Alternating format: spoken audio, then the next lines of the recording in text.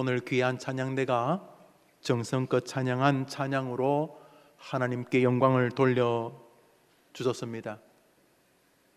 오늘 성경 본문에도 역사상 가장 뛰어난 듀엣 두 명의 찬양 가수가 찬양을 합니다. 한 명의 이름은 바울이고 다른 한 명의 이름은 성경 여러 곳에 등장하는 실라 혹은 실루아노라고 불리우는 바울의 동역자 실라입니다. 오늘 우리 찬양대는 해림교회 새성전 찬양대석에서 찬양을 했습니다만 오늘 성경에 나오는 이 두 명의 찬양 가수는 무대가 감옥이었고 관객은 죄수들이었습니다. 우리 성경 말씀을 읽겠습니다. 사도행전 16장 25절입니다. 시작. 한밤중에 바울과 실라가 기도하고 하나님을 찬송하며 죄수들이 듣더라. 우리 다시 읽겠습니다. 시작. 한밤중에 바울과 실라가 기도하고 하나님을 찬송하며 죄수들이 듣더라. 제가 한 번 더 읽겠습니다. 한밤중에 바울과 실라가 기도하고 하나님을 찬송하며 죄수들이 듣더라. 가수 두 명 이름 나오죠? 누구지요? 바울과 실라. 관객들은 누구지요? 우리 다 같이 읽어볼까요? 시작.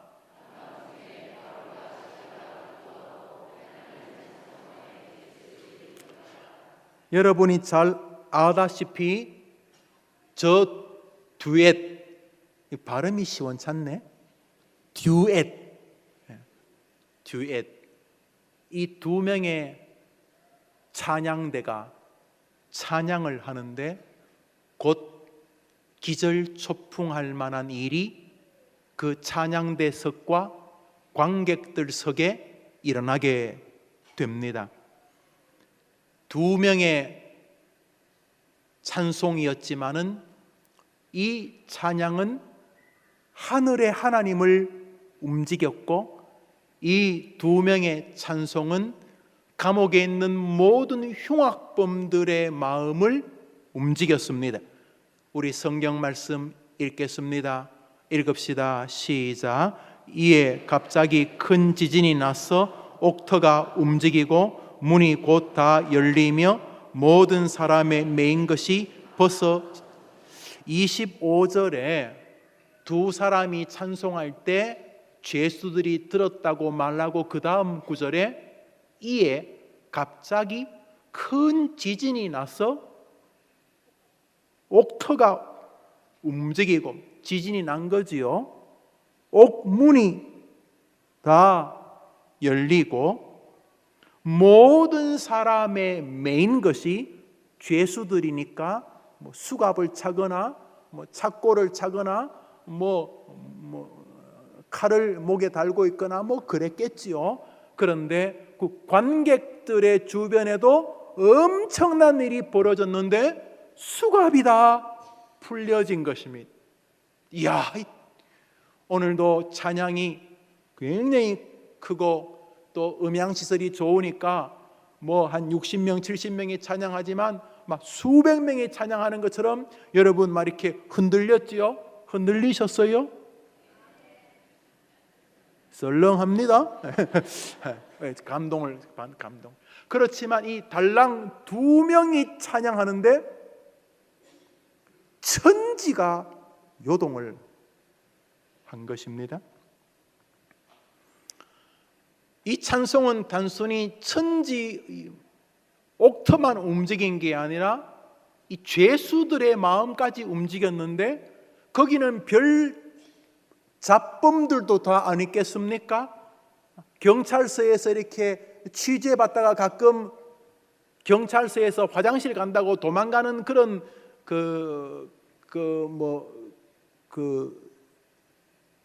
나쁜 놈. 그래서 경찰이 잡았다가 또 놓쳤다고 방송에 막 이렇게 조롱을 받고, 그래서 경찰서에서 도망간 범인이 2개월 뒤에 어디서 잡혔다 이런 거 가끔 나오잖아, 그죠? 그런 것처럼 여기 죄수들이 다 양심범이나 확신범만 있는 건 아닐 거다. 아니요, 별의별 잡범들이 다 있었을 텐데 감옥문이 열린 거예요. 감옥문이 활짝 열린 거예요. 수갑이 다 풀려진 거예요. 그러면 어떻게 해야 돼요? 그 잡범들은 도망가야 되겠죠. 그런데 워낙 강력한 찬양의 힘 때문에 완전히 압도를 당한 것입니다. 도망을 안 갔습니다. 단 한 사람도 수갑이 풀리고 감옥문이 열렸는데 도망갈 생각을 못했습니다. 찬양이 워낙 강력했던 것입니다. 얼어붙은 것입니다. 달랑 두 사람이 노래를 부르는데 그 찬양 앞에 완전히 사로잡혔던 것입니다.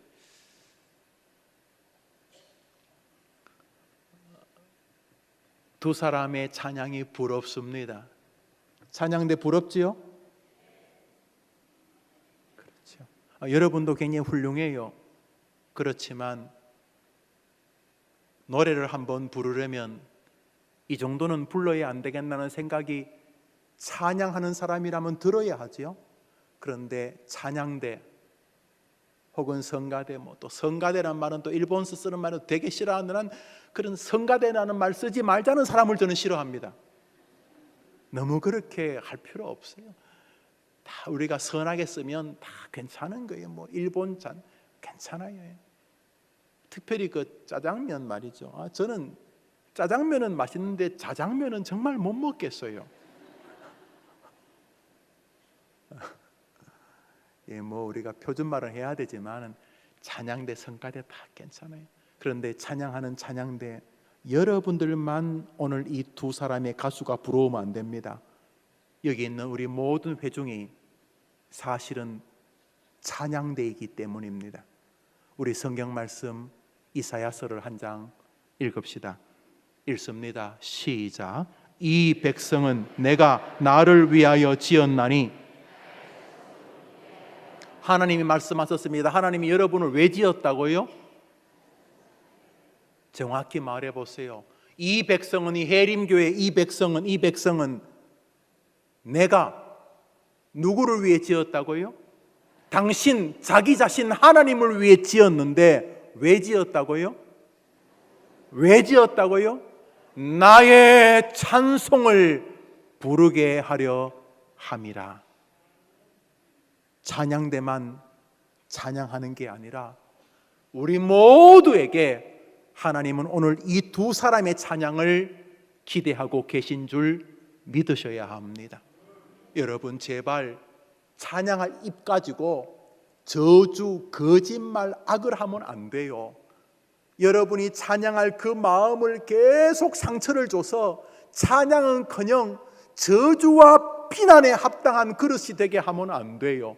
여러분의 본분이 뭐냐 하면 성경은 이렇게 말해요. 사실은 김장로, 김집사, 김목사, 김청년, 사실은 내가 너를 지은 이유는 너로 하여금 바로 이 바울과 실라와 같은 찬양대가 되게 하기 위함이다. 이래 말씀하고 계시니 돌아가실 때까지 여러분이 이 찬양대 같은 인물 되기를 축복합니다.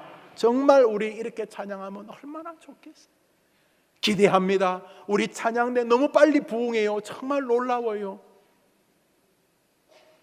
좋다는 말이에요. 계속 부흥하니까 좋아요. 그런데 숫자가 많아지는 것보다 훨씬 더 영성이 많아지게 되기를 바랍니다.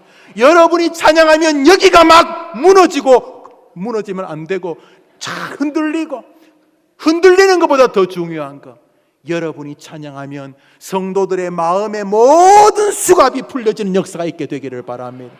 나는 해림교회 가는 이유가 설교도 있고 예배도 있지만 저 찬양 때문에 간다라고 할 만큼 찬양을 하는 동안 하나님께서 마음의 모든 착고를 풀어주게 되기를 축원합니다. 네. 여러분들도 마찬가지.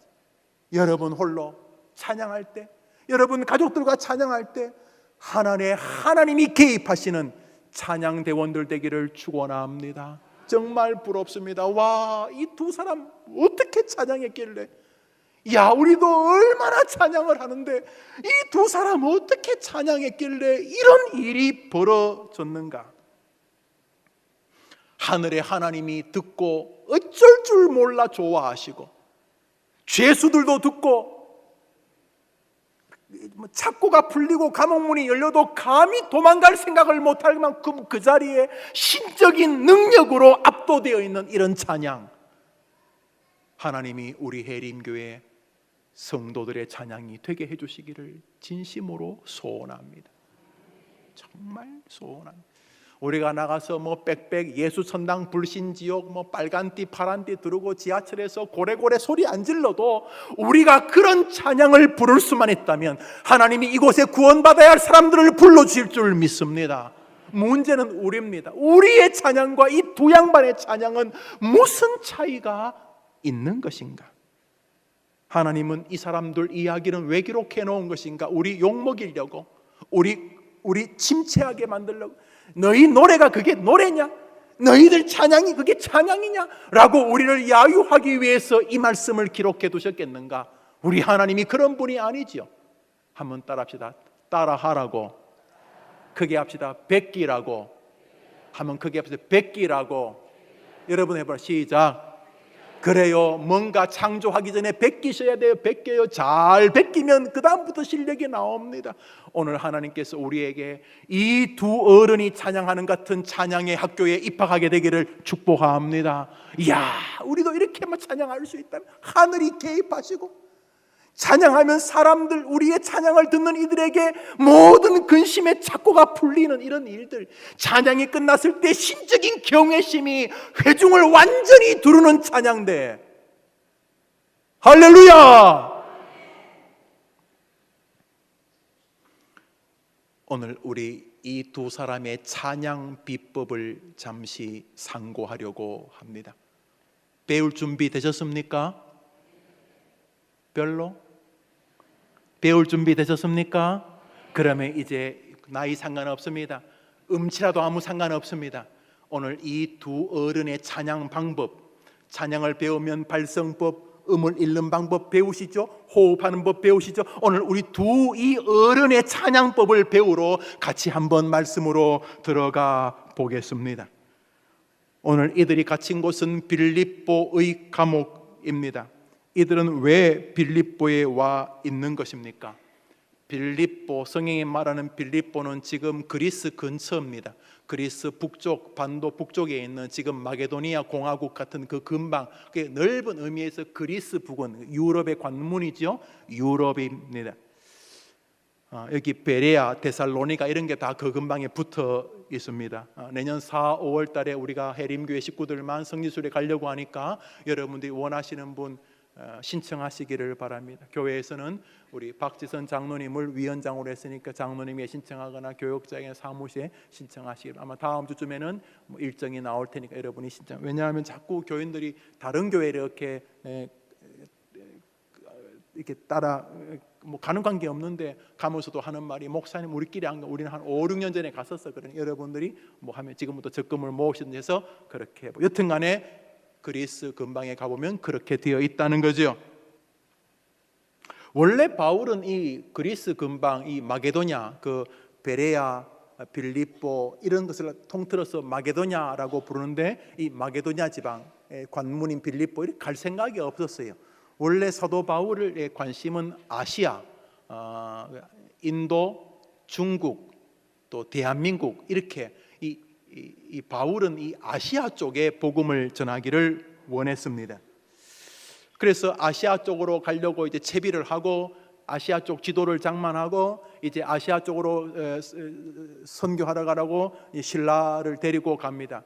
신라를 데리고 오라는 말이 옳은지 모르겠는데 학자들은 신라가 바울보다 나이가 이미 많았을 것이라고 추정을 합니다. 뭐 믿음 안에서 나이는 큰 문제 아니잖아요. 그래서 제자이지만 자기보다 나이가 많은 신라와 함께 이제 복음을 전하러 아시아로 가려고 했는데 말입니다. 그 밤에 말이죠, 이런 일이 있었습니다. 사도행전 16장 6, 7절을 읽어봅시다. 읽습니다. 시작. 성령이 아시아에서 말씀을 전하지 못하게 하시거늘 비두니아로 가고자 애쓰되 예수의 영이 허락하지 아니하시는지라. 바울이 아시아로 가려고 했는데 하나님께서 아니, 노 이렇게 말씀을 하시는 것입니다. 그리고 이어서 사도 바울이 환상 중에 어떤 사람을 통하여 하나님의 계시를 받게 됩니다. 사도행전 16장 9절인데요. 읽어봅시다. 잘 따라오고 계시죠? 읽습니다. 시작. 밤에 바울에게 마게도냐 사람 하나가 서서 그에게 청하여 이르되, 밤에 환상 중에 아시아로 가지 말라고 하신 하나님께서 마게도냐 사람 한 명을 세워서 마게도냐 사람이 간절하게, 마게도냐가 바로 빌립보 지역 사람이죠, 아시아로 가려던 바울에게 건너와서 우리를 도와달라고 손짓을 하는 환상을 보게 됩니다. 바울은 그 환상을 보고 자리에서 일어나서 하나님께서 자신에게 말씀하신 것으로 봤습니다. 그 뒷구절 10절을 읽습니다. 읽읍시다. 시작. 바울이 이 환상을 본 후에 우리가 곧 마게도냐로 떠나기를 힘쓰니 이는 하나님이 저 사람들에게 복음을 전하라고 우리를 부르신 줄로 인정함이라. 그 사도 바울이 아시아로 가려고 했는데 아시아가 아니라 하나님이 마게도냐로 가라고 하는 손짓을 하나님이 말씀하신 것으로 환상과 계시 중에 보고, 저것은 하나님이 나에게 아시아가 아니라 마게도냐, 빌립보, 베레아, 데살로니가 이 지역으로 가라는 말씀이다 라고 확신을 하게 됩니다. 하나님이 우리를 그곳으로 가라고 부르신 줄 내가 인정하였다. 어떻게? 환상과 계시를 통해서 내가 그렇게 하나님의 음성을 받았다라고 생각을 하게 됩니다. 그리고 나서 도착했던 유럽의 첫 도시가 빌립보였습니다. 원래 지금쯤 인도 어느 언저리를 걷고 있으려고 했었는데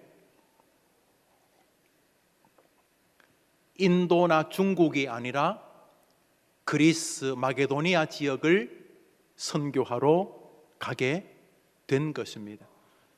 아시아로 갔으면 최소한 이렇게 감옥에는 안 갇힐지 모르겠는데 빌립보 성에 들어가서 복음을 이제 힘있게 전하려고 했는데 앞불사 복음도 제대로 못 전하고 감옥에 갇히게 된 것입니다. 감옥에 갇히는 과정이 참 어이가 없는, 말 그대로 어처구니가 없는 이유였습니다. 바울과 실라가 하나님께서 자기들을 유럽으로 보낸다는 음성을 듣고 처음 도착했던 그리스 근방 빌립보에 갔을 때에 길에서 어떤 귀신 들린 여자아이를 만나게 됩니다. 초등학교 한 6학년, 중학교 한 1, 2학년쯤 된 여자아이였습니다. 그런데 그 여자아이가 귀신이 들렸습니다. 그리고 그 여자아이는 로마 사람이 주인인 집의 여종이었습니다. 그래서 로마 사람이 자기 집 어린 여종이 그냥 설거지하고 밥하고 그런 거 하면 좋을 텐데 이 갑자기 얘가 귀신 들려가지고 갑자기 막 소리 빽빽 지르고 막 불로 막 뛰어들고 막 눈 확 뒤집혀져 가지고 뭐라고 하니까 처음에는 이 로마 사람이 아이고 저거 어떻게 저렇게 됐냐 하면서 아까워했는데 또 평소에는 또 가만히 앉아서 공기놀이하고 뭐 그래요. 그래서 주인이 로마 사람이 아주 셈이 아주 빠른 사람이었나 보죠. 가만히 그 귀신 들린 그 어린 여자아이를 보다가 저거 잘 이용하면은 돈 되겠다라고 하는 어떤 생각이 미치게 됩니다.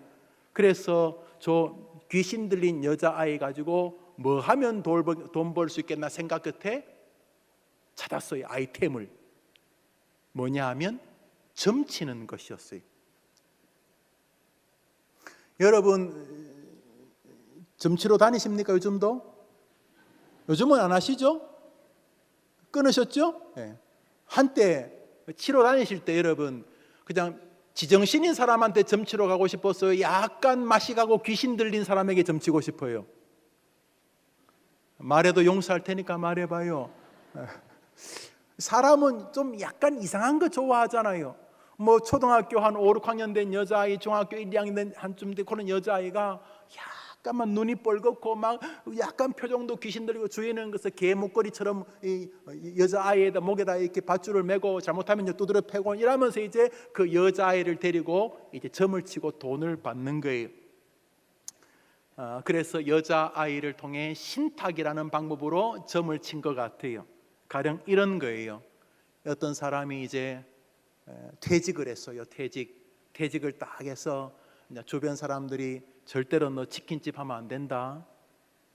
절대로 치킨집 하면 안 된다. 너 그냥 그 돈 조용히 가지고 있거라. 이렇게 했지만 뭐 퇴직금 받았지만 이게 뭐 앞으로 남은 생애를 몇십 년 더 살아야 되는데 그 돈 가지고 이게 뭘 해야 될지 몰라가지고 답답해서 점치러 가는 거예요. 용하다는 그 귀신 들린 여자아이한테 점치러 갑니다. 가서 이제 복채를 내놓고 그 주인에게 말합니다. 점치러 왔습니다. 그러면 기다리시오. 그래가지고 이제 여자아이를 데리고 그 점치러 온 사람 앞에 딱 데려갑니다. 그래, 뭘 원하시오? 그러면 이제 그 퇴직을 한 사람이 말합니다.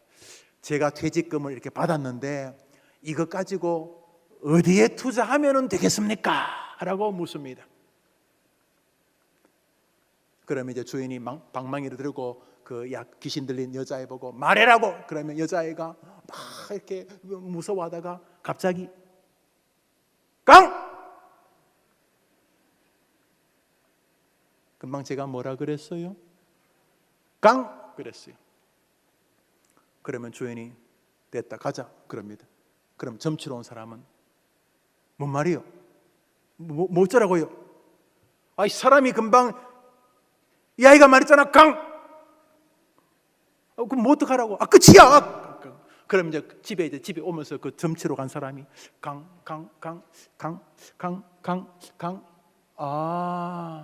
한강에다 나루 뺏어가지고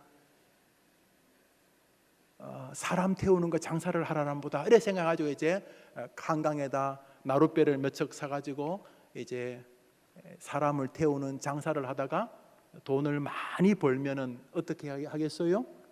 역시 용하다 하다가 쫄딱 망하면은 그 강이 아니고 강남의 땅 사라는 뜻이었구나 이러면서 맞든 틀리든 자기가 그 말을 재해석하면서 틀려도 유명해지고 맞아도 유명해지고 하면서 그 여자아이가 그 주인에게 돈을 많이 벌어다 주고 있었습니다.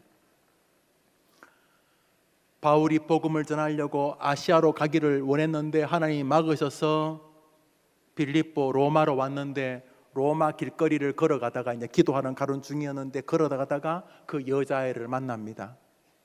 그런데 주인이 있어가지고 첫날은 어떻게 해줄 수가 없었어요. 그런데 그 다음 날도 바울이 길을 걸어가는데 그 여자아이와 그 주인이 어디 점치러 가는지 또 조우를 합니다. 그런데 갑자기 그 여자아이가 바울 일행을 향해서 크게 소리를 지릅니다.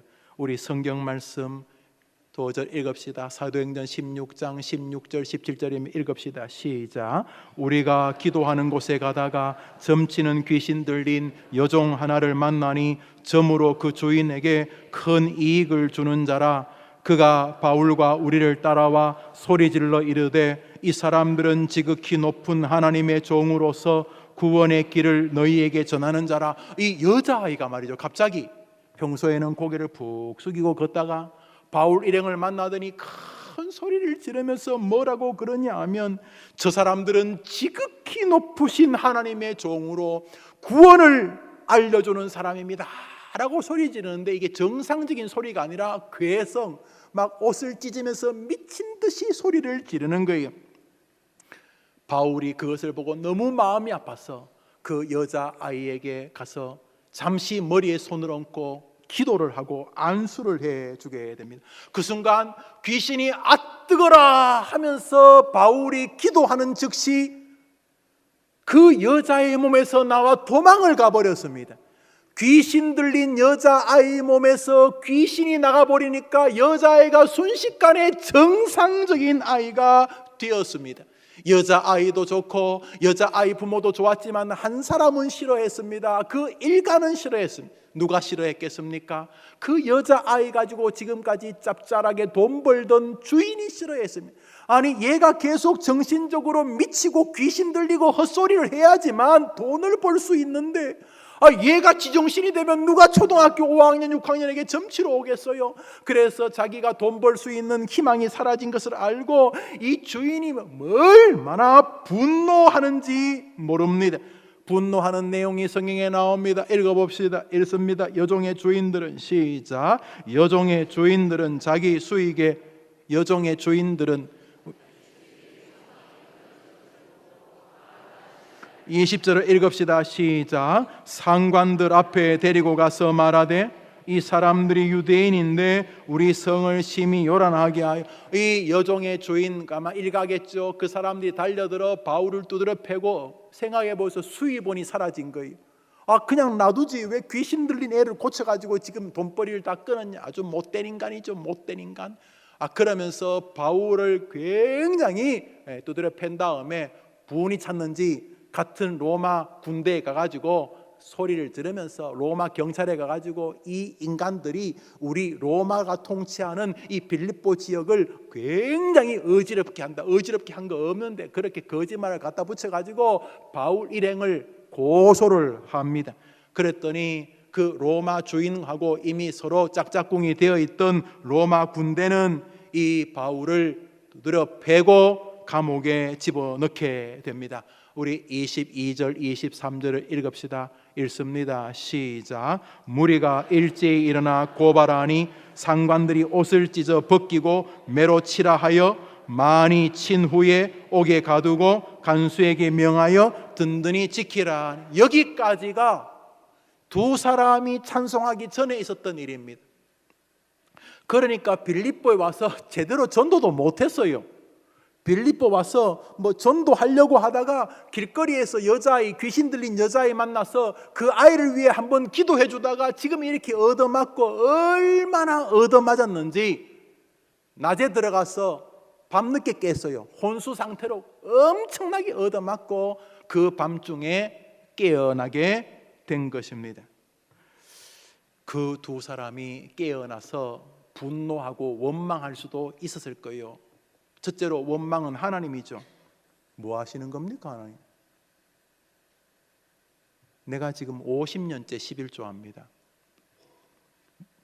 왜 우리 애한테 이러시는 겁니까 하나님? 아니 내 인생 배후에다 하나님 계시잖아요. 계시다면서요. 우리 애가 무슨 죄가 있습니까 하나님? 내가요 우리 교회에서 남들은 뭐 알아줄지 모르지만 나는 내 나름대로 최선을 다했어요. 하나님 뭐 하는 짓입니까 하나님? 우리 가운데 이런 마음이 들 수 있는 거 이해하잖아요. 아니 그냥 아시아 가게 내버려 두지. 아니 왜 밤에 환상 중에 나타나가지고 그것도 마게도냐 사람 하나 출연시켜가지고 건너와서 도우라 그러고 내 마음에 강력한 확신을 주셔서 내가 이렇게 로마까지 그리스까지 왔는데 왔으면 내가 힘있게 복음을 증거하게 해야지. 복음을 증거하기도 전에 귀신 들린 여자애 하나 기도해 줬다고 지금 이렇게 엄청나게 매를 맞고 감옥에 이렇게 갇히게 하십니까? 찬양할 분위기입니까 지금? 이렇게 말할 수 있어요. 속상하잖아요. 투덜대고 불평할 수 있어요. 아무리 그래도 하나님이 양심이 있으셔야지. 하나님도 체면이라는 게 좀 있어야 안 됩니까? 하나님도 예의가 좀 있어야지. 아니 어떻게 우리한테 이럴 수가 있습니까? 우리가 지금 내 잘 먹고 살게 해달라는 겁니까?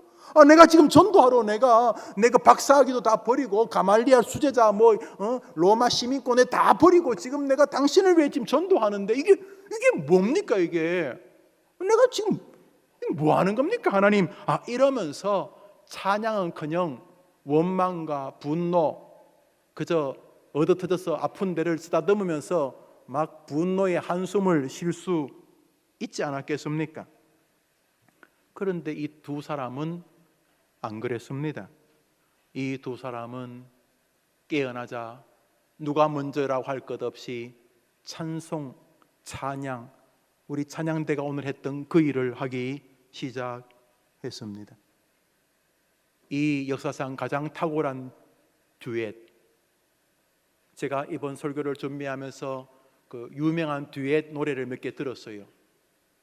첫 번째로 트윈 폴리요, 이제 밤도 깊어 고요한데, 송창식, 윤영주 장로님이 불렀던 듀엣 참 감미롭습니다. 그 다음에 또 성악가 한 명 잊어버렸어요. 이동원 가수하고 또 누구죠? 그래요, 두 사람이 부른 아주 사람들에게 많이 알려진 듀엣곡. 그렇지만 오늘 이 두 사람에 비교할 수 없습니다.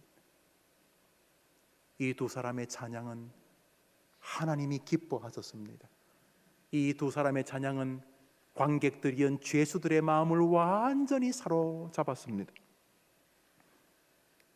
한편 두 사람의 찬양의 결과가 옥문이 열리고 지진이 나고 죄수들의 수갑이 다 풀려지고 죄수들이 그 결과 도망갔을 것이라고 생각한 간수는 죄수를 잃어버린 간수가 받던 끔찍한 형벌을 기억하고 그런 형벌을 당하기보다는 차라리 스스로 목숨을 끊겠다고 칼에 엎드려 자결하려고까지 하였습니다만, 그때 바울이 말합니다. 간수 양반, 죽지 마시오. 우리 중에 한 명도 도망간 사람이 없습니다. 놀랍게도 이 두 사람은 찬양만 한 것이 아니라 감옥에서 탁월한 영적인 리더십을 발휘하고 있었습니다. 모든 관객들인 죄수들이 두 사람의 찬양에 압도되었으며 두 사람이 찬양하는 것에서 담긴 놀라운 영적인 힘을 압도당함으로 받아들이고 있었기 때문입니다. 그 장면을 성경은 뚜렷하게 기록하고 있습니다. 우리 성경 말씀 사도행전 16장 7절을 읽읍시다. 시작. 간수가 자다가 깨어 옥문들이 열리는 것을 보고 죄수들이 도망한 줄 생각하고 칼을 빼어 자결하려 하거늘 바울이 크게 소리질러 이르되 내 몸을 상하게 하지 말라, 우리가 다 여기 있노라 하니. 그래서 사도 바울이 모든 것을 다 추스립니다. 간수도 다시 죄수들의 수갑을 차고 옥문을 다 걸어 잠그고 감옥을 다 정리한 다음에 간수가 바울과 실라가 얼마나 고맙겠어요. 이 두 사람을 데리고 옆에 있는 자기 집 관사로 데려가 깨끗하고 씻기고 아픈데 약을 발라주고 식사를 대접합니다. 그리고 상을 물린 다음에 인간의 근본적인 질문을 합니다. 유명한 질문이죠. 감옥에서 수십 년 간수 생활했지만 한쪽 구석에 무겁게 담겨져 있던 인생 근원의 문제를 이 간수가 바울 일행에게 묻습니다. 이렇게 묻습니다. 우리 읽읍시다. 시작. 선생들이여, 내가 사랑하는 여러분, 여러분이 찬송만 제대로 부르는 삶을 살면 전도될 것입니다. 주변 사람들이 여러분의 찬송 소리를 들으면서 여보게, 친구, 내가 어떻게 해야 내 인생의 이 기가 막힌 삶에서 구원을 받겠는가? 여러분이 찬송만 제대로 불러도 주님이 명령하신 지상명령 복음 전파를 수행하시게 될 것입니다. 자, 간수가 그렇게 묻습니다. 놀라운 찬양의 능력이 아닐 수가 없습니다. 여러분이 찬양할 때 회중들에게 구원의 역사가 일어나는 할렐루야 찬양대가 되기를 축복합니다. 역사상 가장 유명하고도 훌륭한 진리의 답변을 바울이 바로 그 간수에게 해줍니다. 사도행전 16장 31절입니다. 읽읍시다. 시작. 이르되 주 예수를 믿으라. 그리하면 너와 내 집이 구원을 얻으리라. 찬양 끝에 벌어진 복음 선포의 기회가 오게 된 것입니다. 이 모든 배경에는 이 두 아름다운 듀엣의 영광스러운 찬양이 있었습니다. 그러면 도대체 이들의 찬양의 뿌리는 무엇이겠는가 하는 것입니다. 우리 사도행전 16장 9절과 10절 두 절을 연이어 읽습니다. 읽읍시다. 시작. 밤에 환상이 바울에게 보이니 마게도냐 사람 하나가 그에게 청하여 가로되 마게도냐로 건너와서 우리를 도우라 하거늘 바울이 이 환상을 본 후에 우리가 곧 마게도냐로 떠나기를 힘쓰니 이는 하나님이 저 사람들에게 복음을 전하라고 우리를 부르신 줄로 인정함이로라. 한번 따라합시다. 바울이 찬송하기 전에 하나님을 만났다. 한 번 더 합시다. 바울이 찬송하기 전에 마음에 하나님의 말씀을 담았다. 한 번 더 합시다. 바울이 능력 있는 찬양을 하기 전에 하나님의 음성을 먼저 들었다. 그게 전부 다입니다. 그게 능력 있는 찬송의 전부 다입니다. 그냥 밍숭밍숭하게 음악을 좋아하는 마음에 의하여 부르는 노래가 아니었습니다. 사도 바울은 찬양하기 전에 들은 게 있었습니다. 찬양하기 전에 바울과 실라는 안에 채워진 게 있었습니다. 하나님의 계시였습니다. 하나님이 말씀하는 것으로 인정하는 믿음이었습니다. 성경이 기록된 이후에 하나님은 우리에게 어떻게 바울에게 계시한 것처럼 계시하실까요? 바울의 위대한 찬양, 이 아름다운 바울과 실라의 듀엣, 이 위대한 찬양 가수의 밑바닥에는 찬양하기 전에 두 사람이 먼저 들었던 소스가 하나 있었습니다. 찬양하기 전에 그들은 하나님을 계시로 본 것입니다. 하나님의 말씀을 들은 것입니다. 찬양하기 전에 그들은 하나님의 말씀이 안에 꽉 차 있었던 것입니다. 우리 찬양대가 하나님의 말씀이 꽉 차 있으면 여러분이 뱉는 찬양으로 기적이 일어날 줄 믿으시기를 바랍니다. 그러므로 찬양은 찬양 연습할 때 생기는 게 아닙니다. 찬양은 여러분이 평소에 하나님의 말씀을 채우면 거기서부터 숙성된 게 나오는 것입니다. 그러므로 먼저 말씀을 만나야 되는 것입니다. 목사님, 그럼 나도 계시를 보면 그렇게 되지요. 나도 환상 중에 계시를 보면은 마게도냐 사람이 손짓하거나 하나님이 직접 막으시는 이런 계시를 보면 나도 순종하죠. 그런데 나는 계시를 못 보니까 그런 거지요. 우리 웨스트민스터 신조 1조입니다. 1조 1항입니다. 우리 웨스트민스터 신앙고백 1장 성경 주님은부터 읽읍시다. 시작. 주님은 진리를 더 잘 보존하고 전파하기 위해서, 그리고 육신의 부패와 사탄과 세상의 악에 대비하여 교회를 더욱 견고하게 하며 위로하시기 위해서 바로 그 진리를 온전히 기록해 두시는 것을 기뻐하셨다. 이 같은 이유로 성경이 절대적으로 필요하게 된 것이다. 그리하여 하나님께서 자기 백성에게 자신의 뜻을 직접 계시해 주시던 과거의 방식들은 이제 무엇을 기록해 주신 다음에 모든 계시 방법을 중단했다고요? 성경입니다. 다른 교단들이 이상하게 설교하는 거 속지 마십시오. 우리 개혁교회, 우리 웨스트민스터 신앙 고백을 우리의 믿음으로 수납하는 교인들은 밤에 환상 1000개 보는 것보다 하나님의 말씀을 강단에서 듣는 것이 더 큰 계시인 줄 믿습니다. 여러분, 웨스트민스터 신조 1조입니다. 하나님은 모든 계시를 성경에 담아두시고 그 이후로 모든 계시를 종결하셨다. 여러분, 말씀입니다. 하나님의 말씀입니다. 여러분이 말씀으로 여러분의 마음을 채우면 여러분이 부르는 찬양은 지금도 동일한 역사가 일어나는 줄 믿으시기를 바랍니다. 찬양대만이 찬양대원이 아닙니다. 우리 모두가 찬양대원입니다. 여러분, 먹을 것이 없이 아이에게 물릴 젖이 없지 않습니까? 내가 하나님의 말씀을 듣고 하나님의 말씀을 읽고 묵상하면서 하나님의 음성, 하나님의 말씀이 내 안을 채우면은 우리의 찬양은 영광이 되는 것을 기억하시기를 바랍니다. 우리의 선배였던 비비 워필드는 성경이 종결되어 우리 손에 주신 이후로 하나님은 말씀으로 우리에게 임재하신다. 한번 더 합시다. 하나님은 설교로 우리에게 계시하신다. 그러므로 개혁교회 성도들은 설교 중심의 신앙을 가집니다. 물론 다른 교단들은 다른 방식을 가지겠지만 개혁교회 성도들은 성경 중심으로 믿음 생활을 가집니다. 성경의 말씀이 여러분에게 강하게 은혜가 되면 여러분은 사망의 음침한 골짜기에서도 일어난 경험이 있으실 것입니다.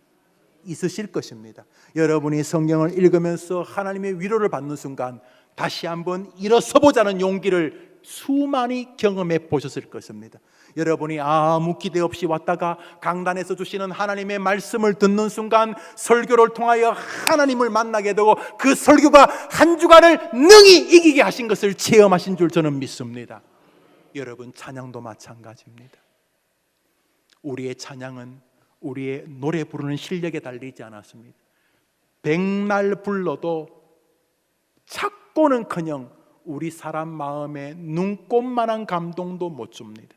그러나 비록 우리가 부실해도 내 마음이 하나님의 말씀을 선제적으로 받고 내가 말씀으로 확신이 오고 하나님이 나를 아시아가 아니라 빌립보로 보내시는 게 뜻이구나, 하나님의 말씀으로 내가 하나님의 은혜를 체험하게 되었을 때 그 안에 가득 찬 말씀에 의하여 나오는 찬양, 손길, 행동, 행위, 웃음, 미소는 하늘을 감동시키고 사람을 변화시키는 줄 믿으시기를 바랍니다. 하나님, 내게 말씀을 부어 주시옵소서. 이것이 오늘 우리에게 주는 음성입니다. 나는 나를 빌립보에 보내신 하나님을 믿습니다. 나는 아시아로 가고 싶었지만 하나님은 내 인생을 빌립보로 몰아가셨습니다. 비록 억울한 일들로 인해서 내가 빌립보에 갇혀 있지만은, 그렇지만 하나님이 나를 보내신 사실은 영원히 변함이 없습니다. 왜요? 하나님이 지난 주간 담임 목사님을 통해 내게 말씀하셨기 때문입니다. 지난 주간 날조를 보는 동안 주님이 내게 또렷하게 말씀하셨기 때문입니다. 놀랍게도 우리 성도들은 하나님의 말씀을 먹었을 때 우리가 부르는 찬양이 영광이 되는 것을 잊지 않아야 하는 사람들인 것입니다. 여러분은 말씀에 배부릅니까? 여러분에게 생명을 걸고 주신 성경책을 여러분이 주야로 먹고 계십니까? 주의 말씀은 내 발의 등이요 내 길이라고 이 말씀으로 여러분의 길을 내비게이션처럼 항해하고 계십니까? 복 있는 사람은 주의 말씀을 즐거워하여 그 말씀을 주야로 묵상한 행복을 그렇게 원하지만 말씀하고는 너무 거리가 먼 인생입니까? 찬양을 하지만 성경을 읽거나 찬양을 하지만 설교의 은혜를 받은 적은 너무 까마득한 올해가 되었습니까? 굳이 찬양만이 아닙니다. 여러분의 일상, 일거수 모든 행동에 하나님의 은혜와 능력이 임하기를 원한다면 먼저 말씀을 만나게 되기를 축복합니다. 사랑하는 여러분, 사단은 그래서 여러분이 말씀 생활이 이상하도록 자꾸 만들려고 할 것입니다. 설교의 은혜 못 받게 할 것입니다. 설교 시간 졸게하거나 자꾸 딴 마음, 되도 않는 이상한 비난과 비판을 계속 깐죽거릴 것입니다. 왜요? 설교를 제대로 들으면 기적이 일어나 버리니까. 교회 나온 지 몇 개월 안 된 사람인데도 설교를 제대로 들으면 노래하면 집안이 다 변해버리는 것을 마귀 그놈이 알기 때문에 여러분이 말씀이 마음에 담기지 못하게 하는 것입니다. 왜요? 여러분에게 말씀이 마음에 담기면 부르시는 가족들이 여러분 때문에 다 예수쟁이가 되는 것을 마귀는 알기 때문입니다. 마귀는 여러분이 성경 읽는 것을 미친 듯이 싫어합니다. 만일 여러분이 성경을 읽다가 주님의 은혜를 바울처럼 받아버리면 그 사람이 부르는 찬송은 세상을 흔들어버리는 걸 마귀가 알기 때문에 노래는 할지언정 말씀을 충만히 받지는 못하게 하는 것입니다. 사랑하는 여러분, 바울과 실라의 이 위대한 듀엣, 이 찬양대 밑에는 먼저 들었던 그들을 충만하게 만드는 하나님의 말씀이 있었습니다. 사랑하는 해림의 성도님들, 말씀의 사람이 되십시오. 여러분, 성경 읽는데 누가 방해 안 하지 않습니까? 북한은 성경만 가지고 있어도 보통 곤욕을 치르지 않는데 지구상에 한 10억 정도는 성경책 가지고 있으면 죽습니다. 그런데 우리는 성경책, 여러분, 성경이 활자가 아닙니다. 여러분이 마음을 다하고 하나님의 은혜를 원하면서 성경을 대하면 하나님은 여러분을 찾아가 주실 것입니다. 주의 말씀은 살았고 운동력이 있기 때문인 것입니다. 여러분이 힘 있는 찬양, 힘 있는 사회생활, 힘 있는 공부, 힘 있는 늙음, 힘 있는 투병생활, 힘 있는 죽음을 경험하고 싶다면 말씀을 먼저 여러분을 안에 채우시게 되기를 축복합니다. 여러분이 안에 말씀이 차면요, 이렇게 누르면 스폰지에 물이 꽉 찼을 때 누르면 쭉 이 물이 흐르는 것처럼 여러분 앞에 자꾸 말씀이 담기면 사단이 누를 때마다 하나님의 능력의 말씀이 나타날 줄 믿으시기를 바랍니다. 그러므로 이들이 찬양할 때 옥문이 열리고 지진이 나고 간수들의 마음, 죄수들의 마음이 변했던 것은 바울과 실라가 먼저 하나님을 만났던 말씀의 은혜가 있었기 때문입니다. 말씀을 맺습니다. 함부로 삶을 원망하지 마십시오. 내가 대한민국에 태어난 게 재수가 없다고 해일 조선 아니올시다. 무슨 소리 하십니까? 하나님이 실수했다는 말입니까? 하나님이 실수해서 여러분을 미국에 태어나게 여기 태어나게 했다는 말입니까? 여자라고 여러분이 내가 여자로 태어난 억울하다? 아니요. 그럼 하나님을 조롱하는 것입니다. 나는 우리 집안이 가난하고 나는 태어났을 때 부모가 어떻고 아니올시다. 하나님은 실수할 리가 없습니다. 사랑하는 여러분, 말씀으로 돌아가 여러분의 인생을 다시 채워보십시오. 여러분 안에 말씀이 담기면 여러분이 부르는 노래는 영광이 되어질 것입니다. 여러분 안에 말씀이 담기면 여러분의 남은 행적은 능력의 행적이 될 것입니다. 오 주여, 우리에게 말씀하여 주시옵소서. 할렐루야. 우리 다 같이 일어나서서 찬양 한 곡 하겠습니다.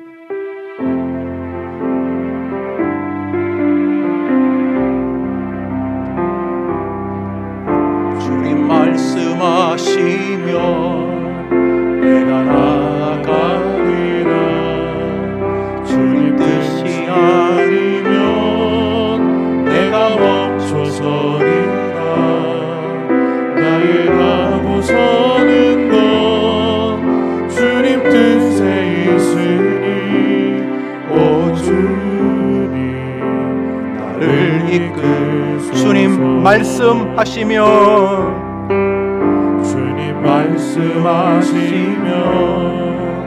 내가 나아가리라. 주님 뜻이 아니면 내가 멈춰. 우리는 무한한 소망을 가진 사람입니다. 연세 들어도 괜찮습니다. 몸이 약해도 상관없습니다. 여러분 안에 말씀이 채워지면 여러분이 하는 모든 것이 능력이 되기 때문입니다. 뜻하신 그곳에 말씀해 주십시오. 내가 거기 있기를 원합니다. 이끄시는 대로 순종하며 살리니 연약한 내 영혼 도하여 일하소서. 주님 나라와 그 뜻을 위하여 뜻하신 그곳에 나 있기 원합니다. 이끄시는 대로 순종하며 살리니 연약한 내 영혼 도하여 일하소서. 주님 나라와 그 뜻을 위하여 오 주님 나를 이끄소서. 사랑하는 성도님들, 신앙생활 방법이 수만 가지입니다. 어떤 교회는 이런 걸 강조합니다. 또 어떤 교회는 저런 걸 강조합니다. 그러나 여러분, 하나님은 우리를 사랑하셔서 성경을 우리 손에 쥐어주셨습니다. 우리 가운데 늦은 사람 한 명도 없습니다. 그냥 단순한 공식만 기억하면 됩니다. 먼저 말씀의 은혜를 받으면 뒤에 벌어지는 이런 문제가 안 된다. 할렐루야. 먼저 내가 하나님의 은혜의 말씀을 받기만 하면 내 안에 하나님의 말씀이 채워지기만 하면 별 문제 아니다. 그러므로 멋진 찬양을 하고 싶다면 하나님 내게 먼저 말씀으로 충만하게 채워 주시옵소서. 뭐 돈 달라는 것도 아니고, 뭐 병 고쳐 달라는 것도 아니고, 뭐 자식 잘 되게 해달라는 기도도 아니고, 뭐 하나님도 충분히 좋아할 기도니까 한번 따라합시다. 하나님, 저에게 말씀으로 배부르게 도와주옵소서. 이게 뭐 어렵습니까? 한번 하나님, 교회 생활하면서 밥이 없어 배고프더라도 말씀의 은혜가 없어서 배고프지 않게 도와주시옵소서. 이게 뭐가 어려운 기도입니까? 하나님 설교 들을 때, 하나님 성경 읽을 때 내게 세상이 줄 수 없는 하나님의 말씀으로 먼저 충만하게 해 주시옵소서. 그러면 내가 찬송을 하든 장사를 하든 전쟁을 하든 병에서 투병하든 이길 줄 믿습니다. 나만 이기는 게 아니고 내가 안에 차면은 다른 사람들도 착고가 풀리고, 내가 말씀이 충만하면 다른 사람도 살리게 될 줄 믿사오니. 한 번 더 합시다. 하나님, 돈보다도 벼슬보다도 이번 주간은 하나님의 말씀으로 배부르게 해주옵소서. 평생 그렇게 해달라고 우리 주여 한번 외치고 기도합시다. 주여! 하나님 아버지, 성경을 안 읽는 시대입니다. 성경을 안 읽는 시대입니다.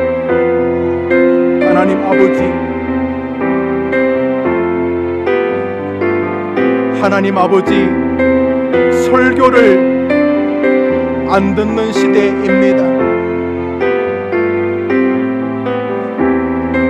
워낙 교회가 타락하고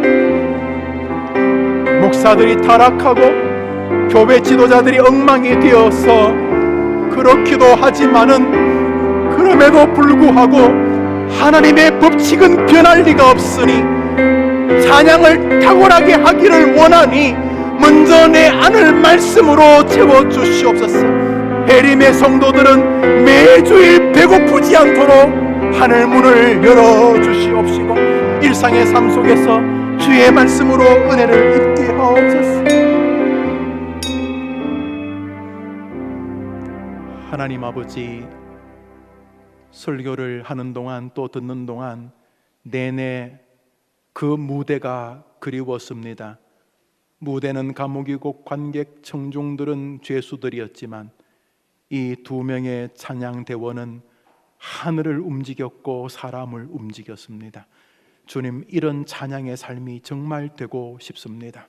노래만이 아니라 우리의 삶 자체가 이런 능력 있는 성도의 길이기를 원합니다.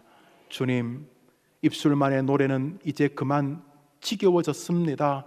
하나님, 외식과 가식으로 가득한 이 조국 교회와 교회 지도자들을 볼 때에 우리가 많이 실망을 하지만, 그렇다고 해서 주의 말씀과 성경 묵상과 읽기를 포기하게 만드는 것은 사단의 잔수인 것을 우리가 아오니, 주여, 해림교회 성도들은 배가 고파도 말씀은 고프지 않게 도와주시옵소서. 말씀이 내 안에 채워지면 못할 것 없다는 단순한 믿음을 견지하면서 날마다 주의 말씀에 헐떡이게 도와주시옵시고, 매주일 강단에 왔을 때 충만하게 배부르고 돌아가는 교회가 되도록 이 교회와 이 강단을 불쌍히 여겨 주시옵소서. 많은 사람이 능력 있기를 원하지만은 말씀 생활은 거지와 방부라 합니다. 1년 365일이 가도 성경을 사랑한다고 하나님이 인정할 수 없는 초라한 우리의 영적 양식을 긍휼히 여기시고, 해림교회 성도들은 날마다 주님 음성 안에서 살아가는 것이 체질이 되게 도와주시고 말씀 속에서 기적을 보게 해 주시옵소서. 특별히 선포되어지는 이 시대의 말씀 설교에 온 마음의 귀를 기울여 설교자나 설교를 듣는 회중들이나 모두가 설교의 은혜에 임하도록 도와주소서. 말씀의 은혜로 인하여 세상을 능히 이겨내는 하나님의 귀한 용사들, 그 교회가 되게 하여 주시옵소서. 하나님, 성전 지어 주셔서 고맙습니다. 시멘트와 벽돌이지만 하나님이 이곳에 계시면 최고의 성전이 될 줄 믿사오니 주여, 이것이 빌딩이 되지 말고 하나님이 날마다 임재하시는 참 성전이 되게 해 주시옵시고, 그 안에 있는 우리 모든 회중 한 사람 한 사람이 주님의 성전이 되게 해 주시옵소서. 구주 예수님의 이름으로 기도합니다. 아멘. 구주 예수님의 은혜와 하나님의 사랑과 성령의 위로와 교통하심이, 주님 말씀하시면 저는 할 수 있습니다. 주님 말씀하시면 저는 할 수 있습니다. 주님 말씀하시면 저는 할 수 있습니다. 노래한 우리 모든 회중들, 저들의 간증 위에, 말씀의 역사 위에, 저들의 인생 위에, 저들이 살면서 부를 노래 위에, 저들의 여정 위에, 우리 해림교회 미래 위에, 오는 토요일 하게 될 거룩한 헌당 예배와 임직은 대식 위에 영원토록 함께 있을지어다. 아멘.